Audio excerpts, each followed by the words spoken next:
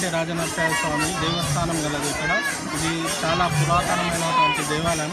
ఇక్కడ కోరిన కోరికలు నెరవేర్తే మరియు అంతేకాకుండా ఇక్కడ ప్రత్యేకత ఏమిటంటే ఎక్కడైనా పాము కుట్టినా ఖాళీ కుంగుముడు వేసుకుంటే దేవుని తలుచుకుని కుంగుముడు వేసుకుంటే కూడా విషయం ఎక్కది. అంత ప్రత్యేకమైనటువంటి దేవాలయం ఇది.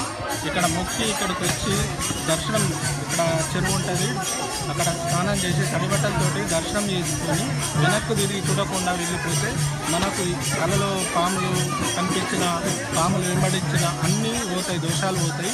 అంతేకాకుండా ఇక్కడ ఈ ప్రతి సంవత్సరం నాగుల చవితి రోజున ప్రత్యేకమైన పూజలు నిర్వహించి అన్నదాన కార్యక్రమం చేయడం జరుగుతుంది గ్రామాభివృద్ధి కమిటీ ఆధ్వర్యంలో.